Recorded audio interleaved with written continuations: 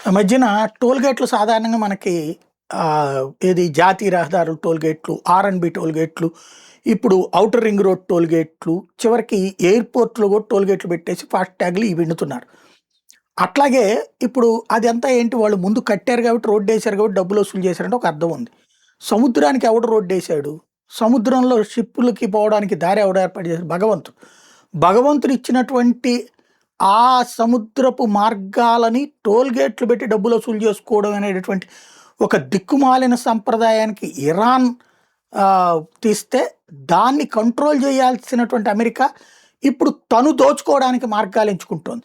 వాస్తవంగా ఇప్పుడు హార్ముజ్ జలసంధిని గనక అట్లాగే వదిలేస్తే రాబోయే రోజుల్లో ప్రపంచంలోని ప్రతి సముద్రంలో దోచుకోవడానికి ఆ చుట్టుపక్కల ఉన్నటువంటి వ్యవస్థలు ప్రయత్నిస్తాయి. ఎందుకంటే ప్రస్తుతం ఎల్‌పీజీ, ఎరువులు, ప్లాస్టిక్, హీలియం, ఇతర పెట్రో ఉత్పత్తులకి ఎలాంటి కటకట ఏర్పడింది, సంక్షోభం ఏ స్థితిలో ఉందో చూస్తున్నాం. ఇప్పుడు అట్లాంటిక్ పసిఫిక్ సముద్రాలు కలుపుతూ ఉత్తర దక్షిణ అమెరికాల మధ్యన పనామా కాలువ ఉంది. అమెరికా నుంచి ఆసియా మార్కెట్ వైపు సరుకు రవాణాకి ఇది కీలకం.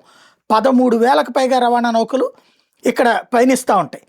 అమెరికాతో పాటుగా చైనా, జపాన్, చిలీ, దక్షిణ కొరియా తదితర దేశాలకి ఇది కీలకం. ట్రంప్ రెండోసారి అధికారం చేపట్టాక కాలువలను స్వాధీనం చేసుకోవడానికి కూడా ప్రయత్నించాడు. పనామా వాళ్ళు కాళ్ళు ఎరగొడతాననేటప్పటికీ ఆగాడు. ఇప్పుడు మళ్ళీ ఈ హార్ముజ్ది కనుక ఓకే అయితే రేపు అది కొట్టేస్తాడు మళ్ళీ.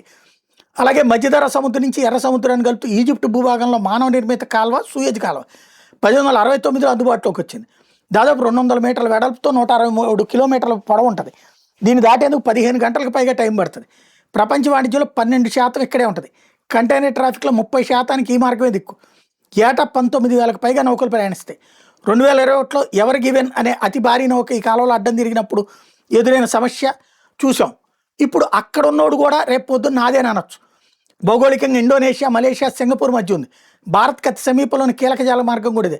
పసిఫిక్ హిందూ మహాసముద్రాలు కలుపుతుంటుంది. దీనిలో అతి ఇరుకైన మార్గం 1.4 మైళ్ళు ఉంటుంది.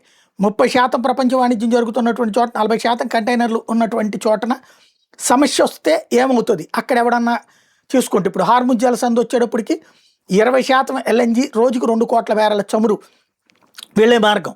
గల్ఫ్ దేశాలకు ఎగుమతులు దిగుమతులకి అదే కీలకం. ఇప్పుడు ఓ పక్కన అమెరికా, ఇరాన్ రెండు దాంట్లో రవాణాను అడ్డుకుంటున్నది చూస్తున్నాం. ఒమన్తో కలిసి మేము అడ్డుకుంటామని అడుగుతున్నది చూస్తున్నాం. అట్లాగే బాబ్ ఎల్ మండెన్ ఇది యెమెన్, జిబూటి, ఎరిత్రియా తీరాలను పంచుకుంటుంది. ఎర్ర సముద్రాన్ని గల్ఫ్ ఆఫ్ ఏడెన్తో కలుపుతుంది. ప్రపంచ వాణిజ్యంలో 12%, కంటైనర్ ట్రాఫిక్లో 30% ఈ మార్గం నుంచి వెళ్తుంది. కానీ ఈ ప్రదేశంలో ఇరాన్ మద్దతుదారులైన హౌతీలు పదే టర్కీ చేస్తున్నారు. అక్కడ డబ్బులు వసూలు చేసుకోవాలని చూస్తున్నారు సముద్రపు దొంగల్లాగా. అలాగే టర్కీ జలసంధులు నల్ల సముద్రం, మధ్యధరా సముద్రాన్ని కలుపుతూ తుర్కియేలో బాస్ఫరస్, డర్దన్ హిల్స్ దగ్గర జలసంధులు ఉన్నాయి. నల్ల సముద్రం నుండి అంతర్జాతీయ సముద్ర జలాల్లోకి నౌకలు చేరాలంటే ఈ మార్గాల్లో ప్రయాణించాలి. ఆసియా, ఐరోపాను అనుసంధానించే కీలక మార్గాలు ఇదొకటి. ప్రపంచంలో 3% గోధుమల రవాణా, 20% ఈ మార్గం నుండి వెళ్తుంది. దానికి రేపు పొద్దున ఇంకోటి వచ్చి టెండర్ పెడతాడు. అంటే ఇరాన్ చేసిన దిక్కుమాలిన పని అడ్డు పెట్టుకుని అమెరికా చేద్దాం అనుకుంటున్నటువంటి దోపిడీ ప్రపంచం మొత్తానికి ఇదేంటి నిరంతర ఆదాయం అమెరికా వాడు. అలాగే గ్రిప్పు ఏ దేశం వాడినైనా సరే ఆపడం, ఏ దేశం వాడినైనా ముందుకు తీసుకురావడం, ఇట్లాంటి కుట్ర ఏమైనా చేస్తే అమెరికా అన్నదే ఇప్పుడు సందేహం.